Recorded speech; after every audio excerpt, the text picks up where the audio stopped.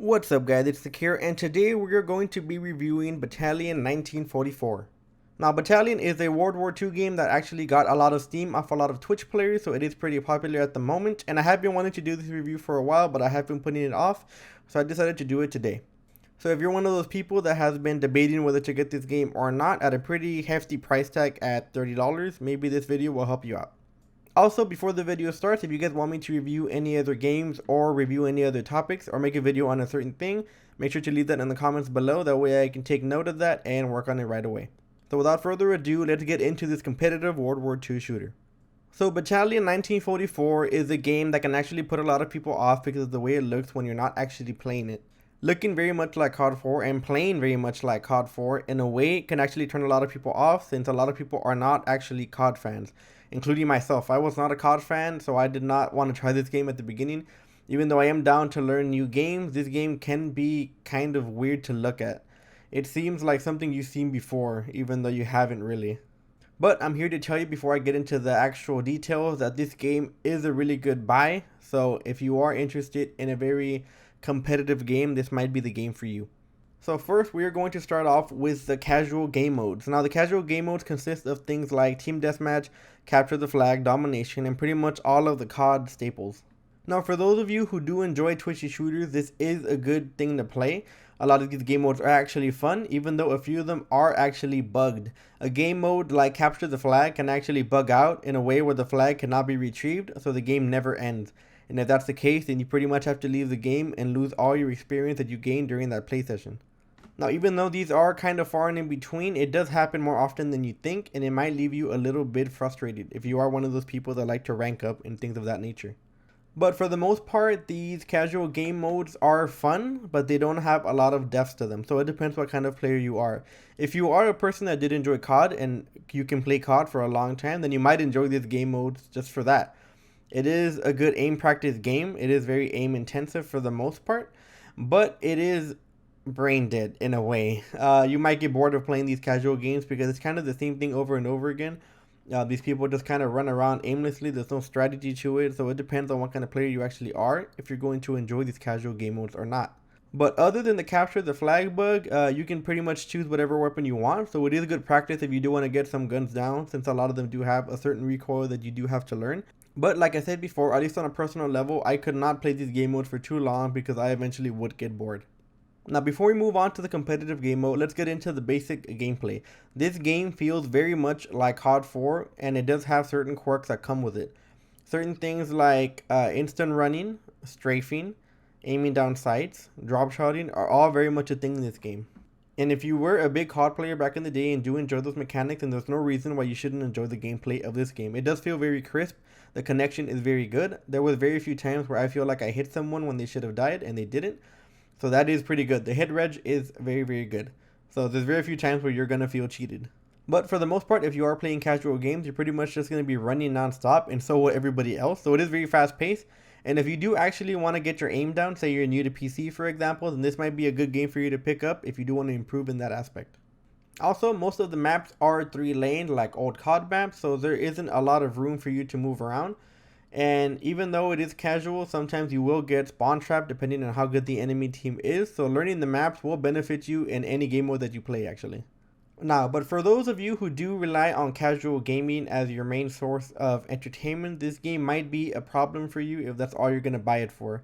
For some reason, whenever you do, at least at the moment, whenever you get into a lobby with your friends, sometimes you guys aren't on the same team. So if you do want to, say, play with 5 of your friends and practice on your aim or your strats or whatever, then you might not be on the same team, and that's kind of a problem. So if you're going to play this game just for its casual aspect, then it might be a struggle for you, to be honest. Now, I'm sure this is something that will get fixed in the future, but as of now, the developers have not fixed it, so just keep that in mind if you are going to play casually with a group of friends. Okay, now we're going to get into the main point of the game, which is its competitive mode. Now, its competitive mode takes pages from a few games, like CSGO and Call of Duty. This competitive game mode consists of 5v5 with no respawns. Now, of course, it says search and destroy. You do have to plant a bomb and you do have to defuse it. You do attack and you do defend. So it's something that you haven't seen before, but it does take a few pages out of, like I said, out of a few other games to make it a bit different. And to be honest, it does have its own personality and its own charm. Like CSGO, Battalion 1944 actually has its own economy system, but it is much simpler. If you're one of those people that was put off by the economy system in CSGO and you feel like it's too complicated at high levels, then this might be the game for you because this is in fact a very much simpler version of that. Unlike CSGO, you don't deal with large amounts of money, you actually deal with tokens. So you can get these tokens by winning games, getting kills, or even losing rounds. So it depends on how many rounds you win, how many people you kill, or if you lose, you do get a charity kind of token bonus. So the game can actually stay fair for the most part, and one team will not get a huge lead. Now these tokens can then be used to buy certain weapons or grenades or smokes. So these tokens have to be used wisely because you might not have enough to buy every round, and every gun, depending on how much tokens it costs, will be better and better. So in CSGO, you can actually buy guns for your teammates, and in this game, you cannot. In this game, you have to give them tokens, and you can give them one at a time. The inability to drop guns for your teammates means that giving them tokens is the only way to help them when it comes to weapons. Now surprisingly, this competitive game mode is actually very slow and tactical despite how fast you move in the game. It does take a lot of teamwork, and just because you can move in a very twitchy manner does not mean that you can carry a team by yourself. You actually need a lot of teamwork in this game. So if you do want to buy this game, make sure you do have a squad to play with because solo queue ranked might be very difficult and very frustrating for you. Okay, so now let's get into the bread and butter of this game, and that is the weapons. Like CSGO, every faction has their own set of weapons. There is 3 or 4 factions, I believe, and even though they all have their set of weapons, each one of them is alike in a certain way. So if you do want to snipe, each team does have a sniper. If you do want an assault rifle, each team has a good assault rifle. And if you do want SMGs, then of course each team has a good SMGs.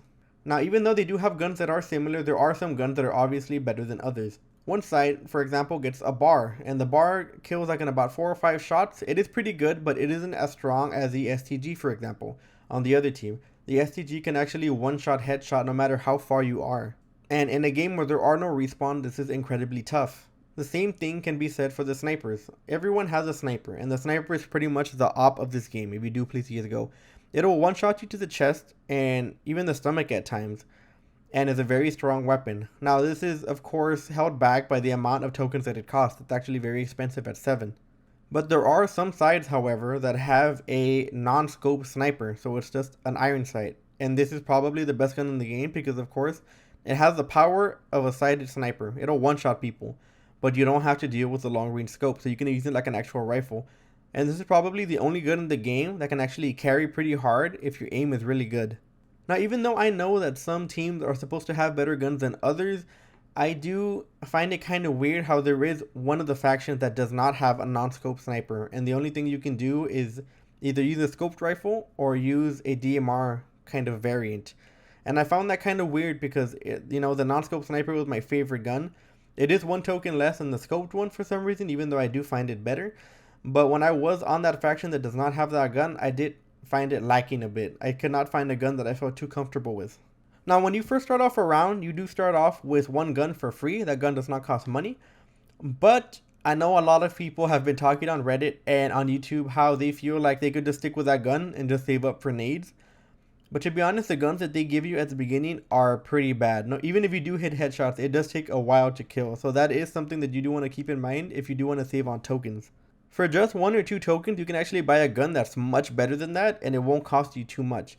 Now, there are things like shotguns, for example, that you can actually take if you are planning to play a certain position on the map.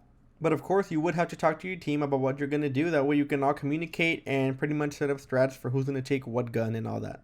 Now, for the most part, the guns do feel different. They all feel like their own thing. None of them feel too much alike, even though they do have similar variants in other factions. So I do like the guns. They do feel very, very good for what they're made for. Also, like in CSGO, whenever you do die, you do drop your gun and other people can actually pick that up. So you do want to make sure that when you do pick up another person's gun, you switch it out for your secondary. Now, remember that you can't drop these, so this is going to be just for you. And when a homie tells you, and trust me, they're going to tell you when people are new to the game, yo, bro, pick up my sniper and give it back to me next round. Just remember that you can't do that. And they might get pissed off because maybe they think that they can, but no, you cannot do that. So whenever you do pick up a gun, just pick it up for yourself. But make sure to pick them up, though. It's better than having a pistol, trust me. Now we're going to get into the audio and graphics of the game. The game does look pretty good. It's not the best looking game, however, and if you do want to play competitively, it is better to put it on low settings. But the game doesn't look bad. It looks pretty good. It has pretty good texture. It has pretty good shadow quality and all that good stuff. And the game actually does sound pretty good. The bullets do sound a lot like their actual gunfire. But it is a very average sounding game. It's nothing that's gonna blow your mind or anything like that, and it's pretty much stuff that you've heard before. Now, when it comes to footsteps, you can actually hear them pretty well. The only problem that I have is that your teammate can actually make a lot of noise too. So sometimes you feel like you're gonna hear somebody and it's gonna be your teammate. I don't know why they make so much noise. I feel like they shouldn't. I feel like maybe your teammates' footsteps should be a little bit quieter because they are distracting at times. But the more you play the game, the more you will learn to distinguish the difference between these two. Now about the maps. If you do want to get this game because you love World War II shooters and you do want to be immersed in a World War II shooter, then this might not be the game for you. While the maps are themed on World War II places, you can tell that a lot of the things that are on the map are made for gameplay purposes, so it kind of kills the immersion of it. Like sometimes the structures don't make too much sense, and they do try their best to immerse you and make it seem like a real place, and they do a decent job of that. It doesn't look bad whatsoever, but you can just tell that it's made for gameplay over, aesthetics and immersion.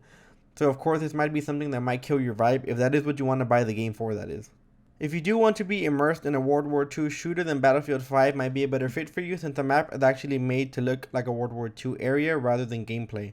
Even though it is balanced in a certain way, it mainly relies on just kind of looking like a World War II area. And this leads me to my main point. This is a competitive game. That is the basis of this game. This game was made from the ground up to be an esport, or hopefully to be an esport.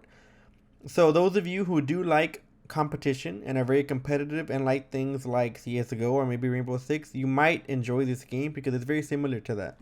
And if you actually look at this game a few years ago, it looks way better than it did. So you know that the developers are actually trying their best to improve this game as much as they can. So I think it will have a very good future. Now for $30, if you do want to play this casually, it might not be worth it because it doesn't offer enough on the casual side for 30 bucks. And of course, if you have the money and you want to play it, then go for it. But I'm just telling you right now that just for casual play, you're not going to get too much out of it. Now, if you are a competitive player, however, then this is a great game to buy for just $30 because it is pretty much a full experience.